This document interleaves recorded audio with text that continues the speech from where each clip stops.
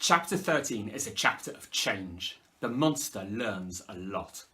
You could say he grows up. He moves from ignorance to knowledge, from innocence to experience. Ultimately, he comes to realise quite how rubbish the world really is.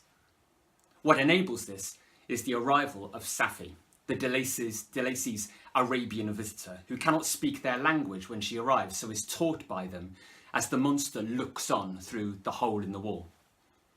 Watching on enables him to increase his vocabulary, learn to speak and even read.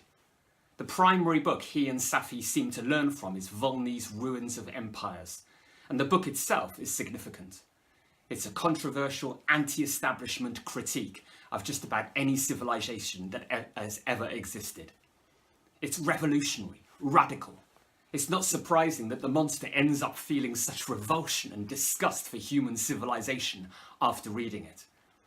The insight he receives into the manners, governments and religions of the different nations of the earth is hardly an impartial one. In fact, it's brutally critical and designed to expose the abusive, exploitative and violent nature of humankind.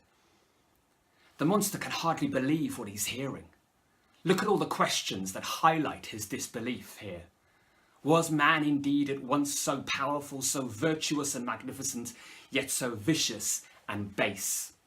Shelley uses antithesis repeatedly here. Antithesis is a rhetorical device where you put contrasting opposite ideas next to each other in the same sentence. So for instance, he can't believe that man can be evil, yet noble and godlike.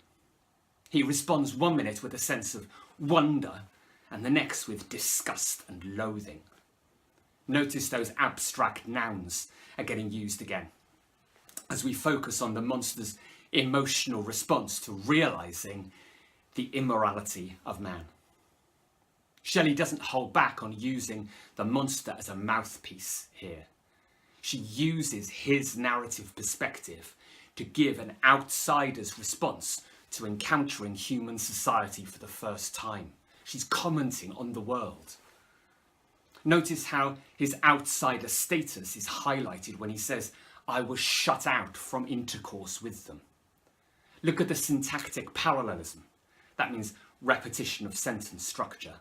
When he says, "The gentle words of Agatha and the animated smiles of the charming Arabian were not for me. The mild exhortations of the old man and the lively conversation of the loved Felix were not for me."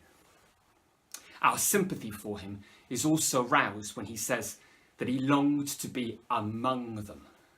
But this is about much more than making us feel sympathy for him. His otherness, his exclusion, his isolation mean that he's in a prime position to observe. What he sees is devastating. He feels utterly desperate and hopeless. The exclamative suggests his indignation at the absurdity and the injustice of a society where lack of class and privilege leads to exploitation. When he says, "I learned that the possessions most esteemed by your fellow creatures were high and unsullied descent united with riches. A man might be respected with only one of these advantages, but without either he was considered, except in very rare instances, as a vagabond and a slave, doomed to waste his powers for the profits of the chosen few." It's no surprise to find Shelley feeding liberal ideas into the novel, protesting against the injustices suffered by the poor against the backdrop of the Industrial Revolution. Her parents, after all, William Godwin and Mary Wollstonecraft, were both radical thinkers and activists, speaking out for the rights of the downtrodden and responding with outrage at the injustices surrounding them. This chapter isn't just about society though, it's about the creature himself. There's a process of self-identification and self-definition going on here. He asks himself at one point, "What was I?" His answer is to place himself into the human society that has recently been revealed to him. He says, "I knew that I possessed no money, no friends, no kind of property. I was, besides, endued with a figure hideously deformed and loathsome. You could comment on the tripartite sequence here, which emphasises his desperate plight.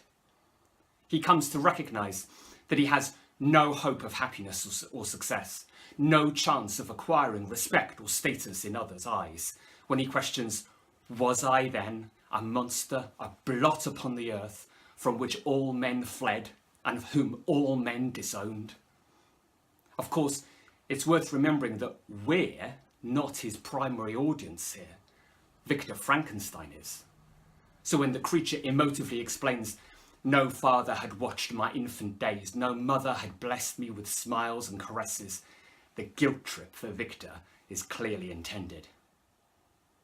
He ends the chapter by talking about his protectors, as he calls them, the Delacies, in what he calls an innocent, half-painful self-deceit. By the end of chapter 15, he'll view them quite differently.